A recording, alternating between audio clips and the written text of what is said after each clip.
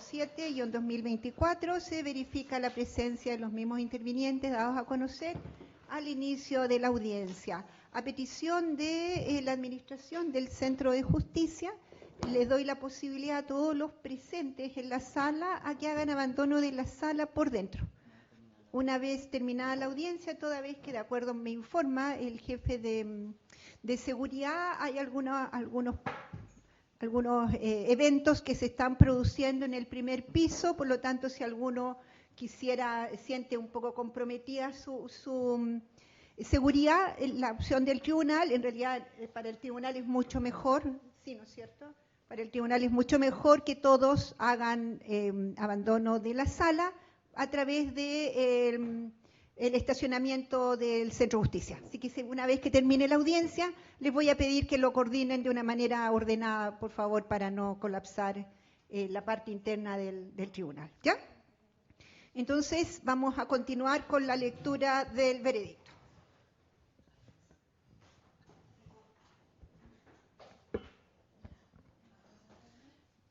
Bien, sexto. En cuanto a la autoría del disparo.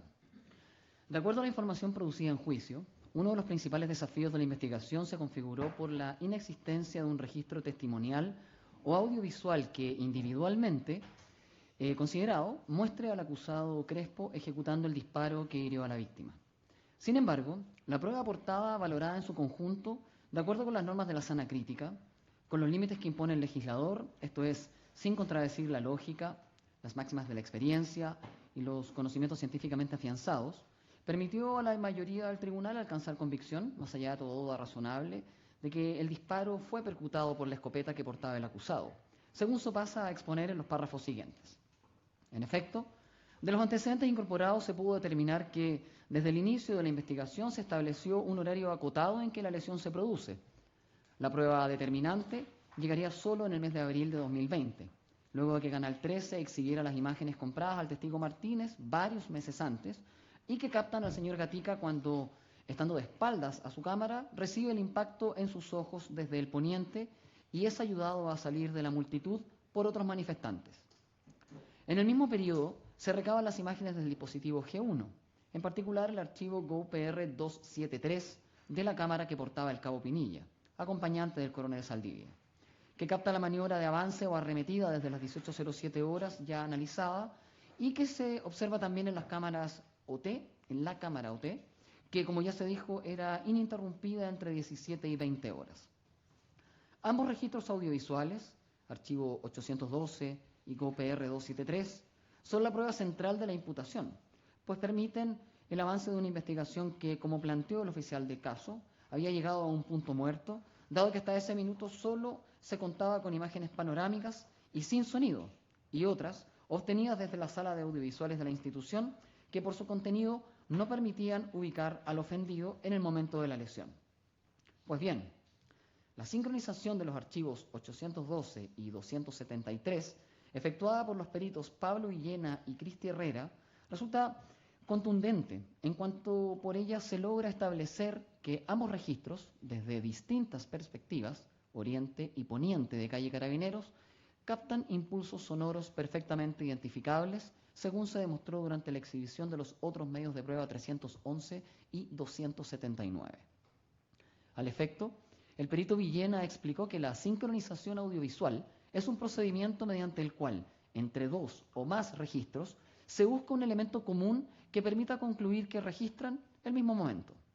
Lo ejemplificó con el uso de la claqueta, un elemento utilizado en la producción audiovisual que permite realizar una sincronización tanto visual como auditiva, pues se registra en distintas cámaras el golpe de la claqueta, permitiendo así reconocer ese momento en los distintos archivos para sincronizarlos. De esta manera, agregó que aunque los archivos no muestren exactamente lo mismo, pudo concluir que se trataba del mismo momento debido a la existencia de puntos en común. Asimismo, fue enfático en que no observó problemas en los archivos provenientes de la cámara del testigo Martínez. Si bien este perito declaró que la cámara de aquel testigo tenía algún desperfecto, como el propio Martínez reconoció, Villena explicó que aquello no generó ningún desperfecto en los videos mismos, vale decir, no presentaban problemas de visualización ni fallas. A su vez, No se encontraron fallas o problemas de visualización en el archivo GoPR273, es decir, ambos eran aptos para ser utilizados en una sincronización.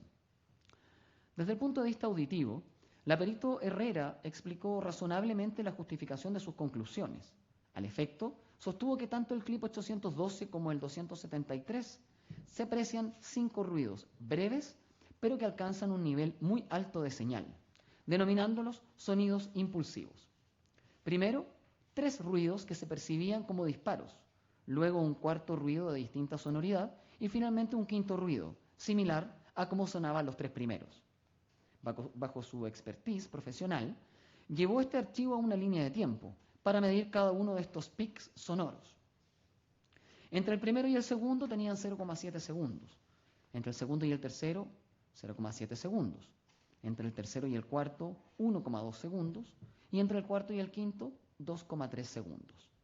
Mismo ejercicio que realizó en el archivo 273, donde encontró la misma secuencia de estos pics, confirmando esta pericia que ambos archivos habían sido grabados al mismo tiempo o coetáneamente, pero desde lugares diferentes, lo que es ratificado por la propia prueba de la defensa, expresada en la declaración del perito Pedro Tubio, que concluye que estos sonidos que se escuchan en ambos registros son coincidentes y que se escuchan como disparos, lo que no hace sino reforzar la conclusión antes señalada. Este análisis pericial de sonido permite entonces concluir que ambos videos reflejan el mismo momento. Así se aprecia en el video Sincro 9 Fuentes y también en el archivo Lesión GG, ambos confeccionados por Villena. Conclusión que el tribunal comparte, en el sentido que ambos videos registraron los mismos momentos, desde 2 lugares diferentes, pues es lo que naturalmente se aprecia en ambos videos, revisados tanto individualmente como en las sincronizaciones incorporadas al juicio. Su fiabilidad, en cuanto captan visual y auditivamente el mismo momento, deriva también de la observación directa del ejercicio realizado en el desarrollo del juicio, cuando de una manera manual o casera se reprodujeron ambos archivos de manera simultánea, permitiendo al tribunal concluir que se obtenía una reproducción sincronizada, es decir, había coincidencia, tanto visual como auditiva, de los momentos que se apreciaban en los registros exhibidos. Ello también es refrendado por las cámaras OT, PT y CAM12, cuyas imágenes se enlazan visualmente con el archivo 273, y los entregados por Carol Ursúa y Juan Molina de los Reyes, y de Chilevisión, configurando en su conjunto una trama idónea y completa del sitio del suceso al momento de la lesión. Así entonces, los registros del testigo Martínez permitieron tanto posicionar a la víctima en el sitio del suceso como determinar la hora de ocurrencia de su lesión. Las acciones que se ven y escuchan en el video 812 se empalman o correlacionan con el archivo 273, el cual, en una secuencia más larga, muestra el actuar de los funcionarios en calle Carabineros de Chile desde las 18:07 horas aproximadamente, donde el momento más relevante es aquel en que se ve y escucha al capitán Cárdenas efectuar una sucesión de 4 disparos con su escopeta, para luego escucharse una serie de 3 disparos, seguidos de otro ruido asociable a un golpe y luego un disparo de carabina lanzagases. Si bien en el juicio se habló de sonidos asociables a disparos, existe certeza, más allá de toda duda razonable, de que los 3 sonidos escuchados en ambos archivos corresponden efectivamente a disparos, a pesar de no ser posible observar en ninguno de ellos quién los ejecuta. No obstante, el clip 812 es elocuente en cuanto a mostrar el momento de la lesión de Gustavo Gatica, pues se aprecia, sin duda, que luego del primero de una serie de 3 disparos o impulsos sonoros, el ofendido se lleva las manos al rostro. Al haberse sincronizado este archivo con el 273, lo cierto es que la serie de 3 disparos que se escucha en ambos registros sucede a la serie de 4 que efectúa el capitán Cárdenas, a quien se le ve claramente en CAM 12 al momento de escucharse la sucesión de 3 disparos, detrás del cabo Peña Jorquera, sacando cartuchos desde la mochila que aquel portaba para recargar su escopeta. En ese mismo instante, la cámara del cabo Pinilla, que registra el archivo 273, permite observar al coronel Saldivia detrás de la puerta de su vehículo táctico, con su escopeta apuntando hacia arriba. Es decir, no hay duda de que en ese momento tampoco estaba disparando. Por otro lado, el análisis de la evidencia audiovisual y documental incorporada al juicio permite tener por acreditado que, a la hora de la lesión de la víctima, en calle Carabineros de Chile con Vicuña Maquena, solo existían 3 funcionarios con escopeta antidisturbios: el coronel Saldivia, el capitán Cárdenas y el acusado. La evidencia audiovisual es contundente para concluir que, al momento de la lesión de la víctima, ni Cárdenas ni Saldivia estaban disparando, por lo que resulta forzoso determinar que el único autor posible de esos disparos es el acusado. Concluir algo distinto sería contrario a la lógica, pues habiéndose establecido que al momento de la lesión de la víctima, que es aquel que se aprecia en el video 812, lo que ocurre a las 18 horas con 10 minutos y 28 segundos, que en ese momento solo hay 3 posibles tiradores y se aprecia a 2 de ellos que no están disparando, solo conduce a concluir que el autor es el acusado. Lo cierto es que la víctima resultó herida por un disparo de escopeta antidisturbios, que no provino de Cárdenas ni de Saldivia. En cuanto a la hora de ocurrencia de estos hechos, existe diversa prueba que permite aseverar que su determinación, en la forma señalada en la sincronización, es correcta. Primero, porque la cámara de la sala Prat, que se utilizó para estos efectos, contiene una hora que, de acuerdo a lo informado por la autoridad municipal, se sincroniza con la hora oficial de Chile. Esta cámara fue sincronizada, a su vez, con las cámaras de Carabineros 33 y además con otras fuentes de video, como los registros del testigo Carlos Ursúa, Juan Molina de los Reyes, que también contienen audio, y al revisar sus horarios de grabación son coincidentes tanto con el horario de la cámara de Sala Prat como con las de Carabineros 33, considerando que estas cámaras de seguridad del edificio residencial tenían un desfase de 59 minutos aproximadamente en el horario que se desplegaba. De todas maneras, lo relevante en este punto es la coincidencia de los momentos registrados en ambas cámaras, toda vez que, tal como lo declararon el oficial de caso, Cristian Lizama, y los peritos audiovisuales Villena y Herrera, luego de revisar toda la evidencia audiovisual, los sonidos y momentos captados a la hora de la lesión no se repiten en otro momento de los videos, de manera que no hay antecedentes de que estos hechos hayan ocurrido en otro horario entre las 18:07 y las 18:12 horas, definido en la investigación y no controvertido. En definitiva, más allá de la hora exacta de ocurrencia de los hechos en hora, minutos, segundos o incluso décimas o centésimas de segundo, lo cierto es que la determinación precisa de la hora solo sería determinante si estos hechos pudieran haber ocurrido de otra forma, es decir, si la sucesión de 4 disparos seguido de otros 3 y una lacrimógena se hubiese repetido en algún otro momento en este lapso entre las 18:07 y 18:12 horas, lo cual no ocurrió. La defensa, si bien levantó el punto de que el disparo que hirió a la víctima no pudo provenir de su representado, sino que del capitán Cárdenas, esta alegación no fue realizada en función de la evidencia audiovisual,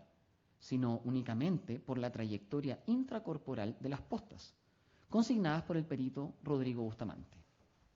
Toda esta línea de la defensa se fundó en la imposibilidad de que el acusado haya podido disparar si las postas ingresaron desde la derecha de la víctima,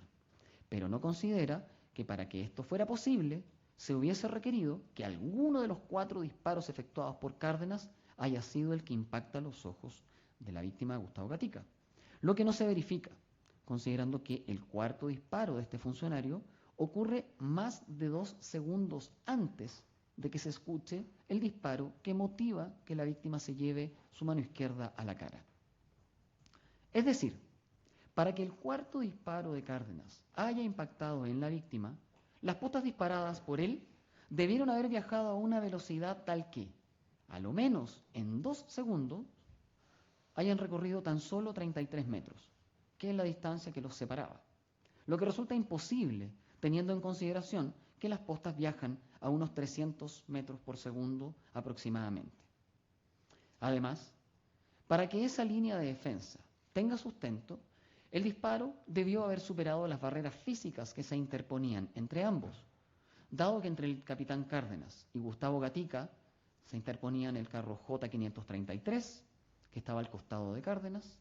lo que ya torna dudoso que disparara en esa dirección, y también estaban las estructuras metálicas que obstruían la calzada y limitaban su ángulo de tiro.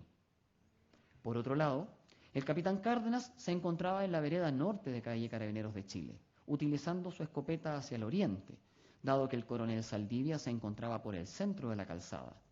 siendo el acusado el único que tenía el ángulo de tiro hacia el sector en que estaba el ofendido, pues se encontraba operando por la vereda sur de calle Carabineros de Chile. Que la argumentación del acusado, en orden a que es imposible que hubiera efectuado la serie de disparos por los desperfectos que presentaba la escopeta, avalado en el video donde comunica la petición de cambio de escopeta, no logra mermar la conclusión a la que se ha arribado. En primer término, porque esa solicitud radial se escucha en el video GP 015-170 de los otros medios de prueba, el número 7. Registro que por su secuencia numérica y las imágenes que proyecta son muy posteriores a estos hechos, ya iniciadas las labores de despeje en calle Vicuña Maquena, en donde incluso se aprecia la luminaria pública encendida. En un segundo orden de ideas, si bien en ocasiones los cartuchos quedaban atascados en la cámara de expulsión, lo que implicaba para el operador tener que sacarlos con la mano, se desprendió que se trataba de un desperfecto transitorio, pues se observó que lo mismo ocurrió a otros funcionarios, quienes después del primer disparo continuaban disparando en forma normal. Finalmente, abona esta conclusión que tan solo a minutos de la lesión, y mientras se encontraba en el parapeto abandonado por los manifestantes al costado de la Hacienda Gaucha, nuevamente se escucha una secuencia de disparos de similar cadencia y en ella nuevamente ninguno de los otros dos tiradores se encuentra disparando, verificándose visualmente en los otros medios de prueba 148, captados desde Vicuña Maquena, que en los minutos posteriores a la lesión de la víctima disparó el acusado sin ningún inconveniente. Y se regresó a Carabineros de Chile a recargar de las municiones, que el cabo Olivares, su acompañante, cuya función era mantenerlo amunicionado, fue a buscar al J023, asignado a la patrulla bajo su mando, como fluye de los videos exhibidos. Ahora bien, en cuanto a la trayectoria de las postas, elemento que también levanta la defensa para refutar la posibilidad de que su representado sea el autor de los disparos, estas fueron determinadas mediante el peritaje número 43 del médico Rodrigo Bustamante, que concluye que las postas tienen una trayectoria intracorporal de adelante hacia atrás y de derecha a izquierda.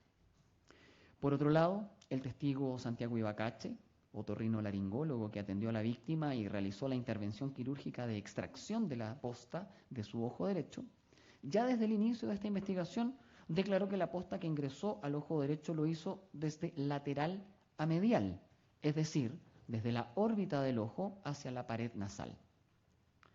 En el juicio, Ibacache refirió que la posta que estaba alojada en el ojo derecho, en la zona etmoesfenoidal,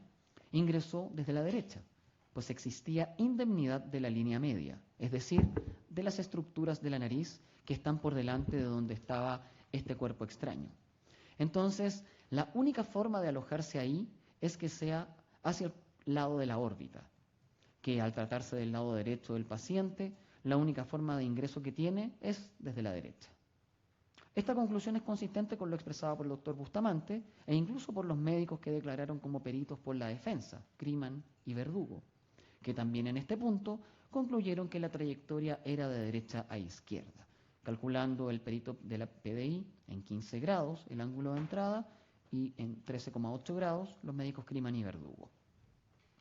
Cabe indicar que este ángulo de entrada es un ángulo agudo, cerrado, es decir, un ángulo pequeño,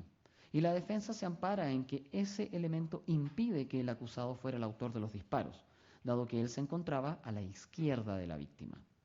Sin embargo, si bien el informe planimétrico de Sandra Mesa, 1380,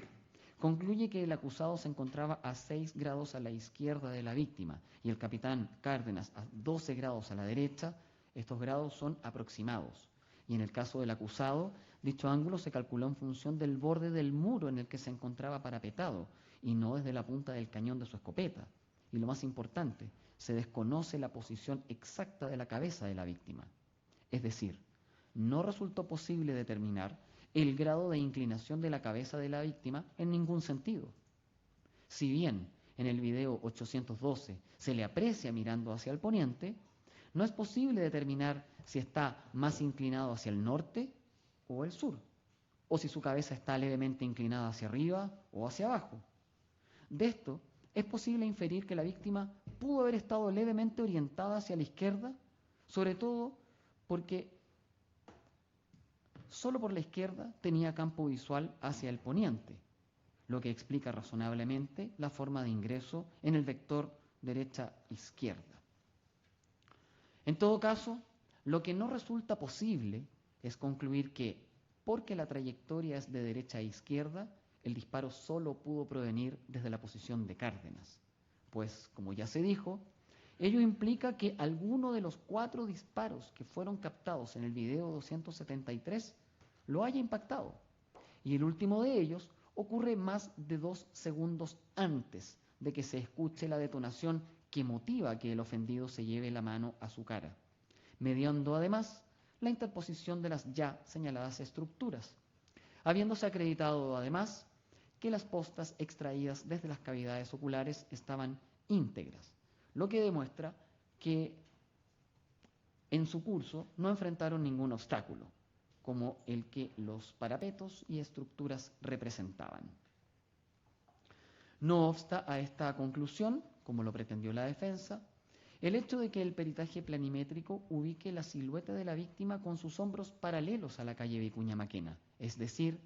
mirando hacia el poniente de calle Carabineros exactamente en 0 grados,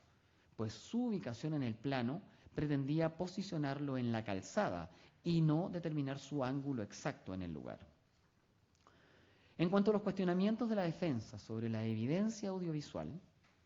como se ha analizado, la investigación de cargos sustentó sus conclusiones sobre la autoría del disparo en una multiplicidad de videos obtenidos de distintas personas o instituciones, los cuales dan cuenta del actuar policial en los momentos anteriores, coetáneos e inmediatamente posteriores a la lesión de la víctima. Estos videos, si bien no fueron todos allegados al proceso desde su fuente original, como lo reprocha la defensa,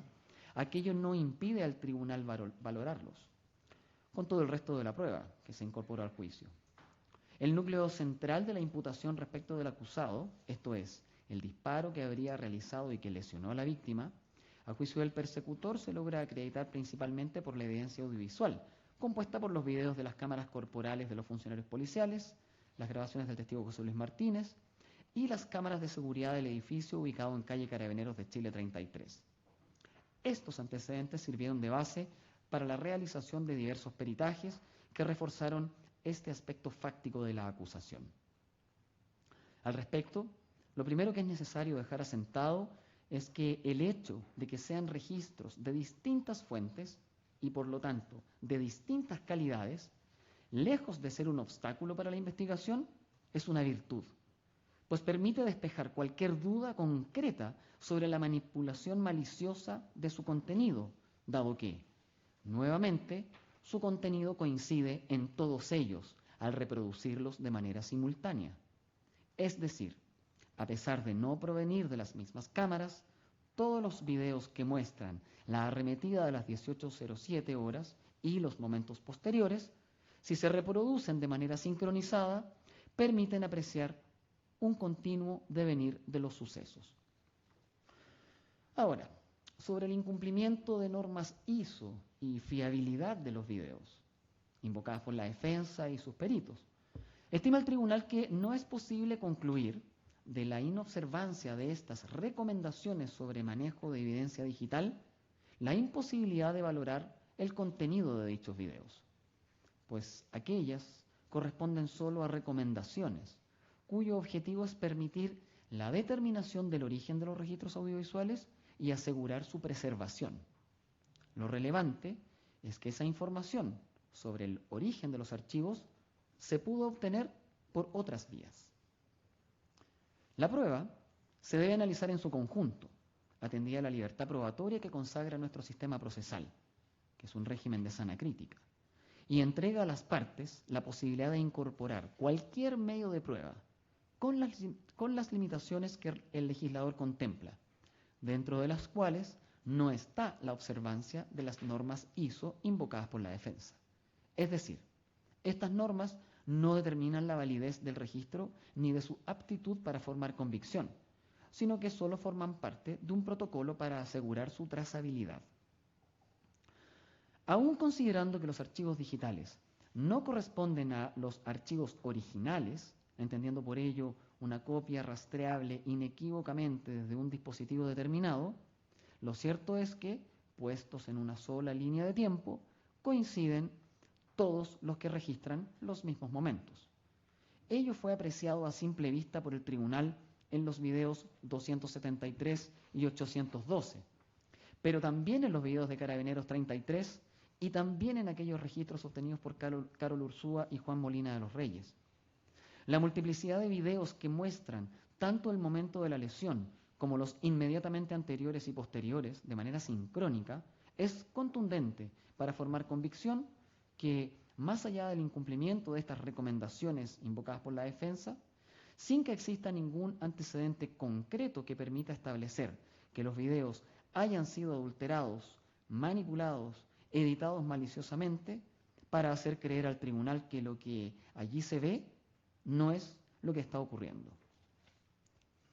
La falta de trazabilidad del origen de los archivos que reclama la defensa, en los términos de estas normas ISO, no obliga a concluir necesariamente que dichos medios de prueba no puedan valorarse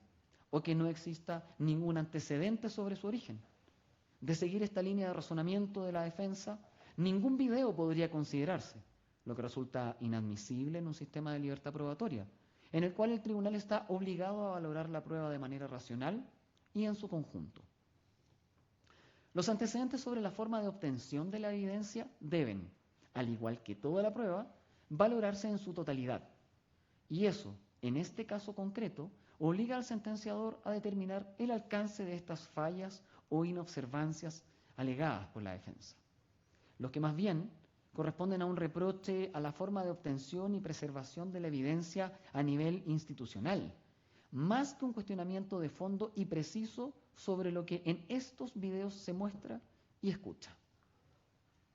De acogerse a la tesis de la defensa,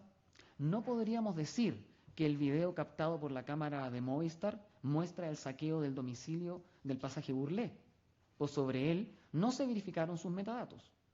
o que los drones de Carabineros y la Intendencia dan cuenta de la cantidad de personas que se reunieron en Plaza Italia el 8 de noviembre, o incluso que el video donde se ve a la víctima recibir la lesión que importó la pérdida de su visión no muestra lo que vemos, dado que, como no tenemos cómo corroborar la función o huella hash, no hay certeza de que corresponda a un video real o no editado. Eso es inadmisible, principalmente porque una gran parte de la tesis de la defensa descansa en los mismos registros audiovisuales que a la vez cuestiona. El propio acusado, en su larga declaración prestada al inicio del juicio, se refirió a diversos videos captados tanto el día de los hechos como respecto de otros. Así las cosas, el refuerzo principal para concluir que los videos sí son útiles para formar convicción sobre la autoría del disparo es precisamente que todos muestran de forma simultánea eventos que son captados por ellos. En el caso concreto que nos atañe,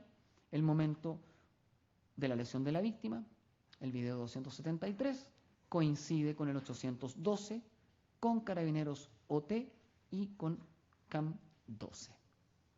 Sería una coincidencia inverosímil creer que todos los registros fueron modificados de manera maliciosa para hacernos creer que en ellos se registra el disparo. Lo más relevante en este punto es que la sincronía de los videos no deriva del trabajo pericial realizado, sino que de la reproducción simultánea de los videos, ejercicio realizado por estos jueces en distintos momentos durante el juicio y en la deliberación privada. Por lo tanto, esa coincidencia señalada es verificable mediante el análisis individual de cada video, sin perjuicio de la utilidad que reportó la sincronización. En cuanto al origen de cada registro, en lo pertinente al momento de la lesión, el video 273 fue exhibido en múltiples oportunidades, incluso desde el inicio del juicio, mediante la declaración del acusado, quien lo refirió como uno de los registros de la arremetida inicial a las 18:07 horas, lo que además fue corroborado por todos los funcionarios que concurrieron a declarar que estuvieron en el lugar de los hechos, como lo fue el coronel Saldivia, el capitán Cárdenas y el propio cabo Pinilla, autor de dicho video. Se escuchó también al sargento Patricio Monsalve, encargado de la sala de audiovisuales de la época, quien explicó en detalle el procedimiento de recepción y almacenamiento de los videos, reconociendo que él muchas veces le bajaba la calidad a los videos para poder almacenar la gran cantidad de registros que recibían, para luego formatear las tarjetas de memoria de las cámaras antes de devolverlas a sus usuarios. Lo anterior correspondía al procedimiento regulado en la Orden General 2646, que además disponía el deber de guardar la información en un solo equipo, en el que se iban creando carpetas con el nombre de la sección y el lugar donde habían operado, además de la fecha. Fue él, además, quien entregó este registro a la PDI, generando la respectiva cadena de custodia. A su vez, el oficial de caso refirió haber realizado este procedimiento recibiendo un disco compacto con las grabaciones. En cuanto al video 812, compareció Iván Pacheco, quien es la persona que tenía los registros que le había entregado el testigo Martínez, el autor del video donde se aprecia a la víctima cuando es lesionada. Ambos reconocieron los registros frente a su exhibición. Martínez explicó que le entregó las cámaras a Pacheco para que bajara los videos y los guardara para un posible reportaje que se pudiera hacer en el futuro. Ambos reconocieron que la cámara fue formateada luego de este procedimiento. A los dos se les exhibió este registro reconociéndolos. Los registros de la cámara de la denominada Sala Prat, que corresponde al otro medio de prueba 97, fueron obtenidas el mismo día 9 de noviembre, luego de recibida la denuncia, pues concurrieron funcionarios de la PDI a la Dirección de Seguridad de la Municipalidad de Santiago. Los registros de las cámaras correspondientes al edificio de Carabineros de Chile número 33 fueron obtenidas, según detalló el oficial de caso, el día 10 de noviembre de 2019, es decir, al día siguiente de ocurridos los hechos, a propósito de la concurrencia al sitio del suceso. Esta multiplicidad de pruebas resulta concordante entre sí y permite formar convicción, más allá de toda duda razonable, de que los videos corresponden a los captados por las distintas cámaras, por lo que su contenido sí resulta apto para apreciar lo que en ellos se exhibe. Este cuestionamiento que se efectuó por la defensa de manera genérica solo tendría asidero si se hubiesen presentado antecedentes concretos que hicieran dudar del origen de los registros, lo que no ocurre en la especie, sino que por el contrario, hay suficientes y contundentes formas de corroborar cómo se obtuvieron, de dónde vienen y que, a pesar de tratarse de copias transcodificadas, no hay duda sobre su origen ni su contenido. Ahora bien, en cuanto a la forma del disparo, la acusación reprocha al acusado haber ejecutado el disparo abusando de su cargo con la intención de castigar al tercio superior del cuerpo de los manifestantes, que se ubicaban desde una distancia de 21,4 metros, hiriendo al ofendido, quien se encontraba más atrás de otras personas, a una distancia de 24,5 metros. Habiéndose ya dilucidado que la infracción reglamentaria solo puede buscarse en aquellos reglamentos que fueron invocados en los hechos de la acusación, es decir, Orden General 2635 y Circular 1832, debe recurrirse a ellas para obtener alguna referencia al respecto. Y lo cierto es que en ninguno de estos cuerpos normativos se regula la forma en que debe efectuarse el disparo respecto a la distancia y direccionamiento, que son los aspectos cuestionados al acusado. La norma solo dispone, en lo pertinente, que se deberá considerar en todo momento por parte del usuario aspectos como la distancia entre el tirador y la muchedumbre, las características del lugar o si en la muchedumbre se encuentran participando niños, niñas, adolescentes, mujeres embarazadas, adultos mayores, personas con capacidades diferentes o con notorios problemas de salud. Lo anterior con la finalidad de evaluar el tipo de munición a utilizar o la conveniencia de su uso. Es decir, no se ordena disparar al tercio inferior del cuerpo o a la zona baja del cuerpo o al tercio medio inferior o a la zona entre rodilla y tobillo, como se indicó por distintos testigos que dieron cuenta de las instrucciones, recomendaciones o sugerencias de disparo. En cuanto a la distancia del disparo, más allá de no haberse suscitado mayor controversia con el cálculo efectuado por la perito planimétrico Sandra Mesa, quien determinó que la víctima estaba a 24,5 metros del acusado al momento del disparo,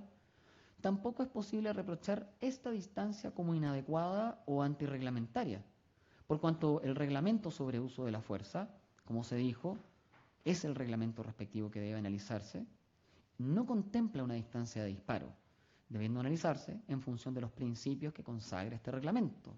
como el de necesidad y proporcionalidad. La ausencia de una distancia mínima de disparo, consagrada en los protocolos, entiende el tribunal que resulta razonable, toda vez que, tal como le explicó la testigo de cargo general Karina Sosa, quien participó en la creación de estos protocolos, es necesario entregar al funcionario un espacio de discrecionalidad para que determine, según las circunstancias del caso, si el disparo resulta necesario o adecuado. Agregó que el funcionario no tiene la posibilidad de precisar una distancia en el terreno y resultaría injusto que, si por ejemplo se fijara una distancia de 20 metros, el funcionario que dispara a 19,9 lo estaría realizando de forma reglamentaria y aquel que está a 20,1 no lo esté. Aseveración que resulta de toda lógica si se tiene en cuenta lo dinámico de los escenarios de control de orden público que se observaron en los múltiples videos introducidos al juicio. Sin perjuicio de lo anterior, cabe precisar que el concepto tercio superior no fue explicitado durante el desarrollo del juicio, de modo que no queda claro si está referido al disparo directo, esto es, el disparo a la altura del pecho, o bien se refiere al tercio superior, de acuerdo al modelo elaborado por la perito Bustos, que divide el cuerpo en tres partes, cuáles son tercio proximal, por encima de la tetilla hacia la cabeza, tercio medio, por debajo de la tetilla hasta la región pelviana, y el tercio inferior desde la cadera hacia abajo. En efecto, la prueba testimonial rendida ha acreditado que la instrucción institucional y operativa recibida por los funcionarios policiales no se limitaba a ese tercio inferior estricto de 65 centímetros desde el suelo, sino que abarcaba un espectro más amplio, definido como tercio medio inferior, zona baja del cuerpo o de la cintura hacia abajo. Así, el testigo Lizama relató que el teniente Francisco Albanés, jefe de docencia de Fuerzas Especiales, declaró que la instrucción práctica basada en el estudio de la BOCAR de 2012 era disparar al tercio medio inferior, concepto que amplía la zona de impacto permitida más allá de las rodillas. Esta versión es conteste con la de otros operadores, como el cabo Diego Olivares, quien declaró que la instrucción era disparar bajo la cintura. El capacitador en el uso de la escopeta, Elgueta Mora, indicó que el disparo se debía hacer de la zona media del cuerpo hacia abajo. José Cárdenas expuso que el disparo debía ejecutarse de la cintura hacia abajo. Rodolfo Navarro indicó que la recomendación era disparar del tercio medio hacia abajo. Cristian Po, como capacitador, que el disparo debía dirigirse a la parte media baja del cuerpo, por debajo de la cintura. Claudio Padilla, de la cintura hacia abajo. Y el funcionario Jonathan González, citado por Lizama, refirió disparar a la parte baja del cuerpo e incluso buscar el rebote, entre otros. Por otra parte, las comunicaciones radiales impartidas el 8 de noviembre de 2019 instruyen que el tiro debe ser dirigido siempre a la zona baja del cuerpo y nunca a la zona alta de los manifestantes. Por otro lado, la determinación del direccionamiento de la escopeta marca Hudson que portaba el acusado al momento de la ejecución del disparo que ocasiona la lesión de la víctima constituye uno de los puntos centrales de la controversia fáctica del juicio. La tesis acusatoria, que se sustenta en la pericia balística de Jimena González Gálvez, quien, basada en el análisis visual de las imágenes, específicamente de los fotogramas contenidos en el otro medio de prueba 326 y 272, sincronizados con el momento de la lesión, a las 18 horas con 10 minutos y 28 segundos, concluyó que no se observa inclinación del eje longitudinal del arma hacia el suelo, pues al proyectar la línea de la empuñadura y el cañón, la perito determina que el arma estaba recta o paralela al suelo. Su razonamiento estriba en que experimentalmente, para efectuar un disparo al tercio inferior, definido como apuntar a una diana a 65 centímetros del suelo, el tirador debe necesariamente inclinar el arma hacia abajo. Al no observar dicha inclinación en G3, descarta el disparo hacia las extremidades y concluye que el disparo fue realizado de manera directa, sin rebote. El tribunal, tras la apreciación de la prueba rendida, ha arribado a la convicción de que no resulta posible advertir visualmente, con el grado de certeza necesario para una condena penal, si existe o no dicha inclinación en el arma, desestimando en esta parte las conclusiones de la perito balística Jimena González. Lo anterior se sustenta, en primer lugar, en que la evidencia científica aportada por los peritos físicos, quienes establecieron que la diferencia angular real entre un disparo directo, 0,2 grados, y uno al tercio inferior, menos 1,6 grados, es de una magnitud inferior a los 2 grados, esto es, casi imperceptible, como se corrobora en las fotografías tomadas al señor Troncoso y se refrenda con las explicaciones técnicas del perito José Alberto Orench, quien ilustró que la diferencia trigonométrica entre apuntar al centro de masa y al tercio inferior a la distancia de 24,5 metros es de apenas 0,72 grados. A esta limitación se suma la imposibilidad técnica derivada de la calidad de la evidencia audiovisual, como bien precisó el perito armero Claudio Rojas, la baja resolución, la pixelación y la deformación por la proyección de las lentes en las cámaras corporales y de seguridad, impiden aplicar geometría plana para calcular ángulos o trayectorias con rigor científico. Pretender inferir una intención dolosa a partir de una mera apreciación visual de una línea recta imaginaria en un video de baja calidad, sin considerar la obstrucción representada por el poste de luz que cubre el cañón de la escopeta del acusado e impide apreciar el movimiento que pueda haber estado realizando con aquella, constituye un ejercicio especulativo que no permite formar convicción al respecto. Ahora bien, respecto a la fuerza probatoria de los informes periciales físicos elaborados por los doctores Nicolás Mujica y Rodrigo Soto, destinados a establecer la probabilidad de un disparo directo versus un disparo apuntado a la zona inferior, este tribunal advierte una falencia metodológica sustancial en la definición de las variables sometidas a prueba, lo que resta validez a sus conclusiones incriminatorias. En efecto, la pericia física basó sus cálculos probabilísticos en la ejecución de disparos experimentales realizados por el subprefecto Bernardo Troncoso. Según lo declarado en el juicio por el testigo Cristian Lizama, el tirador Troncoso recibió la instrucción precisa de la perito balística Jimena González de efectuar los disparos apuntando al tercio inferior, el cual fue definido para efectos de la prueba, tomando como referencia una persona de 1,75 m a una altura de 65 centímetros desde el suelo. Esta altura corresponde anatómicamente a la zona de las rodillas o muslos bajos. No obstante, existe una desconexión fáctica entre la realidad operativa y el modelo científico. Los peritos Soto y Mujica modelaron matemáticamente la dispersión de un disparo apuntando a las rodillas versus uno directo apuntando a la altura del pecho, a 1,52 m, omitiendo por completo modelar la hipótesis de un disparo apuntado a la zona pélvica o a la cintura, a 1 metro o 1,10 m desde el suelo. Esta omisión resulta crítica, pues al elevar el punto de mira desde los 65 centímetros, modelo pericial, a la cintura, instrucción operativa real de tercio medio inferior o cintura hacia abajo, el cono de dispersión de las postas se eleva proporcionalmente, aumentando drásticamente la probabilidad de que las postas superiores impacten en el rostro de una persona, sin que exista la intención de disparar a la cara. Al haber excluido arbitrariamente de las pruebas de campo la variable del disparo al tercio medio o cintura, las conclusiones de los peritos físicos sobre la casi nula probabilidad de un impacto ocular accidental pierden su sustrato fáctico. No es posible afirmar científicamente que un disparo a la cintura no pudo causar las lesiones, si dicha variable no fue testeada por el tirador troncoso, quien se limitó a dispararlos a los 65 centímetros instruidos por la Fiscalía. Finalmente, lo cierto es que las postas, una vez disparadas de la escopeta, viajan formando un cono de dispersión, el cual va creciendo a medida que aumenta la distancia.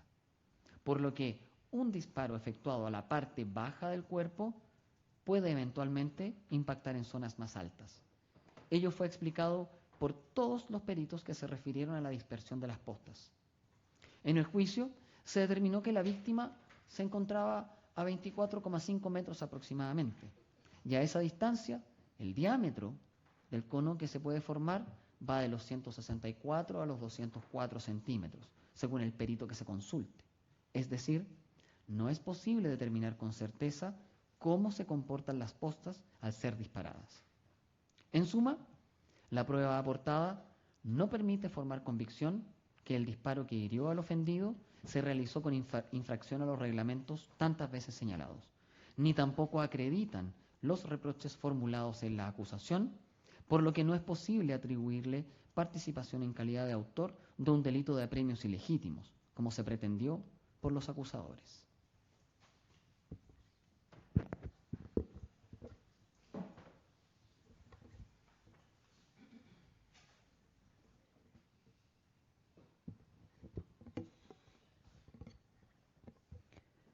Séptimo, procedencia de la legítima defensa, que sin perjuicio de lo razonado precedentemente, subsiste el resultado lesivo provocado por el acusado, esto es, las lesiones graves, gravísimas, sufridas por la víctima, el cual, a juicio de estos sentenciadores, se encuentra amparado por la causal de justificación contenida en el artículo 10, número 6 del Código Penal, esto es, la legítima defensa privilegiada establecida mediante la Ley 21.560, publicada en el Diario Oficial el 10 de abril de 2023. Esta norma establece una presunción de legítima defensa respecto a las fuerzas de orden y seguridad pública cuando realizan funciones de orden público y seguridad pública interior, entendiéndose que concurre el uso racional del medio empleado si, en razón de su cargo o con motivo u ocasión del cumplimiento de funciones de resguardo de orden público y seguridad pública interior, repelen o impiden una agresión que pueda afectar gravemente su integridad física o su vida o las de un tercero, empleando las armas o cualquier otro medio de defensa. Como lo ha señalado la doctrina, para que se configure la legítima defensa se requieren tres elementos copulativos: una agresión ilegítima, actual o inminente, necesidad racional del medio empleado para impedirla o repelerla, falta de provocación suficiente por parte de quien se defiende. Primero, sobre la agresión ilegítima, actual y potencialmente letal. En cuanto al primer requisito, la prueba rendida resulta contundente respecto de la existencia de una agresión ilegítima, actual y persistente contra los funcionarios policiales el día 8 de noviembre del año 2019. La agresión debe ser real, ilegítima y actual. Como señala el profesor Novoa, una agresión que ha lesionado ya un bien jurídico puede, sin embargo, persistir como actual si se mantiene como peligro para otros bienes jurídicos. En el caso de autos, la agresión no solo persistió, sino que se intensificó progresivamente de las 15 horas hasta el momento de los hechos, incluso con posterioridad. La prueba audiovisual estableció de manera objetiva que al momento de los hechos existía una agresión masiva, organizada y potencialmente letal, materializada mediante el lanzamiento permanente de piedras de grueso calibre, bombas Molotov, fuegos artificiales y el uso de estructuras metálicas robadas como parapetos móviles para avanzar y atacar. Particularmente grave resultó el ataque con bomba Molotov que a las 18:03 horas alcanzó el cabo Peña Jorquera, prendiéndole fuego a su uniforme, seguido por otros dos lanzamientos sucesivos de elementos incendiarios a las 18:05 y 18:06. La conducta del ofendido se enmarca en este contexto. El video 811 lo muestra lanzando objetos contundentes hacia los funcionarios momentos previos a su lesión. Y el video 812 acredita que al momento de resultar herido portaba una piedra en su mano derecha que razonablemente estaba destinada a ser arrojada.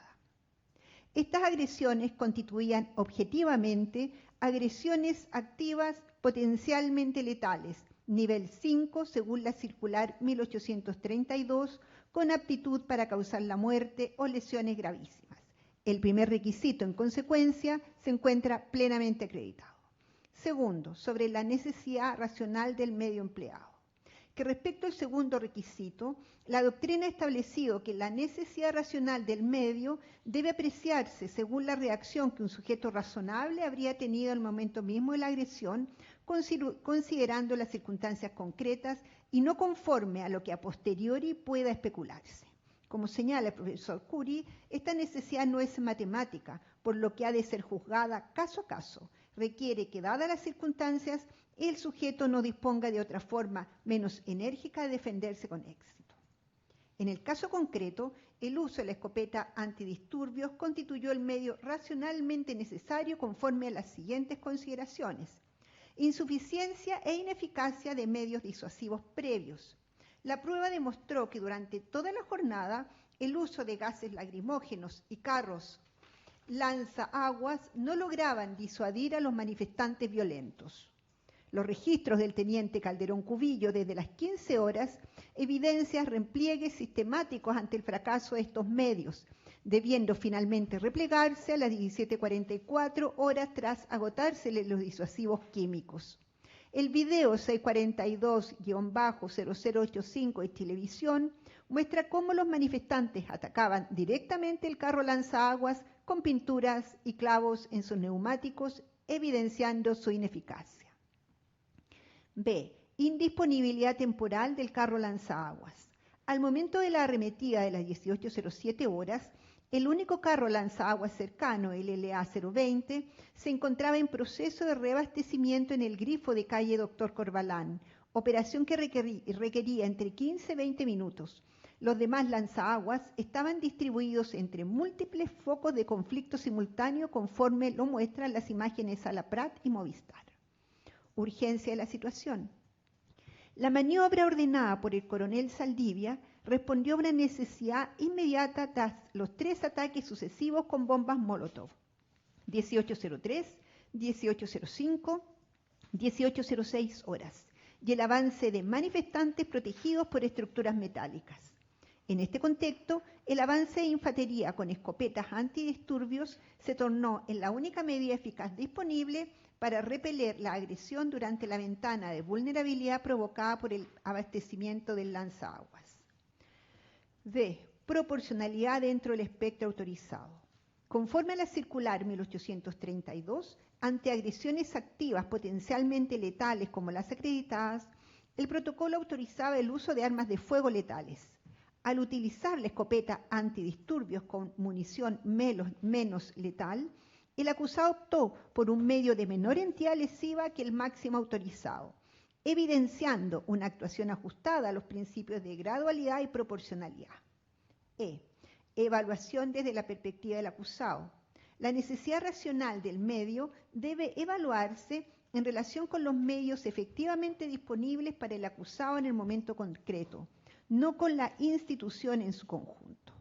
El acusado actuó conforme a la orden de su superior jerárquico, empleando los medios disponibles, es decir, la escopeta antidisturbios que portaba como elemento de cargo y para cuyo uso estaba certificado. Imposibilidad de determinar la forma exacta del disparo. En cuanto al reproche sobre la forma específica de uso de la escopeta, este tribunal ya ha establecido la imposibilidad técnica de determinar con certeza ángulo, distancia y trayectoria exacta del disparo. La ausencia de una norma unívoca que estableciera con precisión matemática la forma de ejecución de cada disparo en un escenario dinámico como el acreditado, sumada a la autorización normativa para emplear incluso armas letales ante el nivel de agresión enfrentado, impide reprochar la utilización de la escopeta como medio de defensa. G. Improcedencia del reproche sobre repliegue. La alegación del Ministerio Público respecto a que los funcionarios podían replegarse no puede acogerse. Como señala la doctrina, la legítima defensa consiste en repeler la agresión, no en evitarla. Los funcionarios no solo estaban facultados, sino mandatados para actuar en cumplimiento de su deber de restablecimiento del orden público. Además, la prueba demostró que el personal ya se encontraba significativamente replegado y que los repliegues previos solo habían sido aprovechados para saqueos e intensificación de la violencia. Por todo lo expuesto, el uso de la escopeta antidisturbios constituyó el medio racionalmente necesario para las circunstancias concretas del caso. El segundo requisito encuentra así plenamente concurrente. Tercero, sobre la falta de provocación suficiente. Que respecto al tercer requisito, la prueba rendida no arroja antecedente alguno que permita sostener que el acusado o los demás funcionarios provocaron a los manifestantes. Los registros audiovisuales de la jornada muestran que los carabineros actuaron de manera defensiva, replegándose sistemáticamente ante la superioridad numérica y violencia de los agresores. En ningún momento se observan conductas provocadoras, insultos o gestos ofensivos por parte del personal policial. Todo lo contrario, la presencia policial en el sector constituía el cumplimiento del deber constitucional y legal de control de orden público, gravemente alterado desde el 18 de octubre de 2019. La arremetida a las 18:07 horas tuvo como finalidad legítima el despeje de la calzada bloqueada por estructuras metálicas y el restablecimiento del orden, no una provocación a manifestantes pacíficos, sino una respuesta necesaria ante agresiones potencialmente letales. La prueba demostró que el personal empleó la fuerza de manera gradual durante toda la jornada, agotando sistemáticamente los medios menos lesivos antes de recurrir a la escopeta. Este contraste con la conducta ofensiva, agresiva y progresivamente más violenta de los manifestantes descarta cualquier hipótesis de provocación policial. En consecuencia, este tercer requisito se encuentra plenamente acreditado. En suma, habiéndose acreditado la concurrencia copulativa de los tres requisitos exigidos para la configuración de la legítima defensa, agresión ilegítima actual y potencialmente letal, necesidad racional del medio empleado y falta de provocación suficiente, este tribunal concluye que la conducta del acusado se encuentra amparada por la causal de justificación contenida en el artículo 10, número 6 del Código Penal. No solo opera la presunción legal establecida por la Ley 21.560 a favor del acusado, sino que la prueba rendida permite establecer positivamente que cada uno de los requisitos se encuentre efectivamente probado, sin que la prueba de los acusadores haya logrado desvirtuar alguno de ellos. La conducta del acusado que derivó en las lesiones sufridas por el ofendido se encuentra amparada en el derecho, pues constituye el ejercicio legítimo del derecho de defensa ante una agresión ilegítima, actual y potencialmente letal en el contexto del cumplimiento del deber constitucional y legal del orden público gravemente alterado.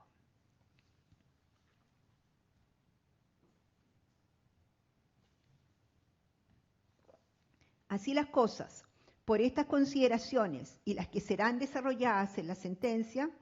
se absuelve a don Claudio Fernando Crespo Guzmán del cargo de ser autor de premios ilegítimos presuntamente cometido el 8 de noviembre del año 2019. Atento a lo dispuesto en el artículo 347 del Código Procesal Penal, se ordena el alzamiento de toda medida cautelar que por esta pesare sobre el acusado oficiándose al efecto. Se previene que la juez Cristina Cabello, si bien concurre a la decisión absolutoria, disiente del fundamento de la mayoría, en cuanto entiende que la prueba rendida por los acusadores no fue suficiente para acreditar, más allá de toda duda razonable, la participación del acusado como autor en los disparos que le ocasionaron las lesiones graves gravísimas a don Gustavo Gatica. Esto en cuanto desestima el valor probatorio de la sincronización audiovisual, informe pericial 12-2020, por falta de rigor científico, uso de evidencia no original y falta de verificabilidad. Advierte la existencia de sesgo confirmatorio en la investigación y la falta de independencia de la prueba pericial de cargo, particularmente presentada por el médico criminalístico Rodrigo Bustamante. Por otra parte, la prueba de la defensa, particularmente el testimonio del perito radiólogo, doctor Jaime Verdugo Bosch, permite introducir una duda razonable en la tesis acusatoria en cuanto a que la trayectoria de los proyectiles podría provenir desde el sector derecho de la víctima, siendo esto geométricamente incompatible con la posición del acusado Claudio Crespo, ubicado a la izquierda. La redacción de la sentencia definitiva estará a cargo de la magistrada Carolina Herrera Sabando y será comunicada en la audiencia que se llevará a efecto en dependencia de este tribunal el día 13 de mayo del año 2026 a las 13 horas, sin perjuicio que esta comunicación pueda ser adelantada, en cuyo caso los intervinientes serán oportunamente notificados. RIT 357-2024, RUC 19-012-17-258-6. Veredicto pronunciado por los magistrados Cristina Cabello Muñoz, René Bonmesón Medel y Carolina Herrera Sabando. Con esta comunicación de veredicto se pone término a la audiencia. Se solicita entonces que se haga abandono de las... Por favor, ninguna manifestación, quedó claro, y se solicita entonces que abandonen la sala de la manera en que va a ser determinado por los funcionarios del tribunal. Muchas gracias. No, déjalo así nomás.